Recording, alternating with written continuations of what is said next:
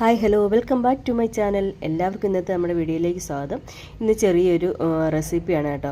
എന്ന് വെച്ചാൽ എനിക്ക് ഞാൻ കഴിഞ്ഞൊരു ഷോർട്സിൽ ഇട്ടിട്ടുണ്ടായിരുന്നു, നല്ല ചൂര കിട്ടിയിരുന്നു. അപ്പോൾ അതിൻ്റെ കുറച്ച് മുള്ളും തലയും കൂടെ ഒക്കെ മാറ്റി വെച്ചെന്ന് പറഞ്ഞിട്ടുണ്ടായിരുന്നു. അപ്പോൾ അതൊക്കെ എടുത്തിട്ട് ഒന്ന് കറി വെക്കാമെന്ന് ചോദിച്ചു. അത് എൻ്റെ ഒരു സ്റ്റൈലിൽ ചെയ്യുന്നത്, ഞാൻ എങ്ങനെയാണ് ചൂര തല കറി വെക്കുന്നത് എന്ന് നിങ്ങളെയും കൂടെ ഒന്ന് കാണിച്ചു തരാമെന്ന് ചോദിച്ചു. മിക്കവാറും എല്ലാവർക്കൊക്കെ അറിയാവുന്നതായിരിക്കും.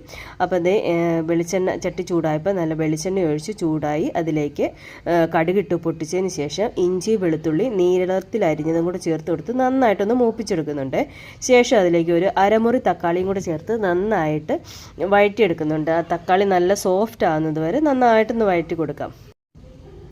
തക്കാളിയൊക്കെ നന്നായിട്ട് വഴറ്റിയെടുത്തതിന് ശേഷം നമ്മൾ എത്ര അതായത് മീനാണോ എടുത്തു വെച്ചിരിക്കുന്നത് അതിനനുസരിച്ച് മുളക് പൊടി ചേർത്ത് കൊടുക്കുക. ഞാനിവിടെ ഇപ്പോൾ ഒരു 2.5 സ്പൂൺ മുളക് പൊടി, 2 സ്പൂൺ മല്ലിപ്പൊടിയാണ് നന്നായിട്ട് അരച്ചെടുത്തിട്ടുണ്ട്. ഒരു 1/4 സ്പൂൺ മഞ്ഞൾപ്പൊടിയും കൂടെ ചേർത്തിട്ട് നന്നായിട്ട് അരച്ചെടുത്ത അരപ്പൊടി അതിൽ ആ വെളിച്ചെണ്ണയിലേക്ക് ചേർത്ത് കൊടുത്ത് നന്നായിട്ടൊന്ന് മിക്സ് ചെയ്തതിന് ശേഷം ഒരു 4 വാളൻപുളി അല്ല, മീൻപുളി എന്ന് പറയും നമ്മുടെ നാട്ടിലൊക്കെ, കുടംപുളി എന്നൊക്കെ പറയും. അപ്പോൾ അതുകൂടെ വെള്ളത്തിലിട്ടതിന് ശേഷം അതും കൂടെ ചേർത്ത് കൊടുത്ത് ഒരു 2-3 മിനിറ്റ് ആ ഒരു അരപ്പ് ഒന്ന് തിളച്ച് വരുന്നത് വരെ ഒന്ന് വെയിറ്റ് ചെയ്യാം.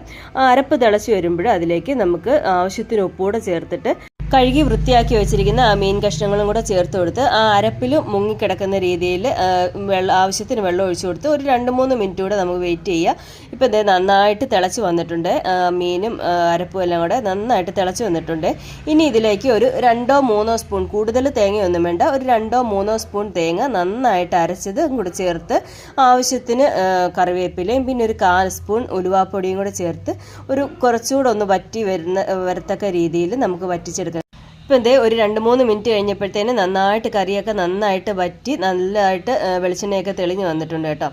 അപ്പോൾ ഇത്രയേ ഉള്ളൂ നമ്മുടെ ചൂരത്തല ഞാൻ കറി വെക്കുന്ന രീതി. അപ്പോൾ എല്ലാവരും ഒന്ന് ട്രൈ ചെയ്ത് നോക്കണം.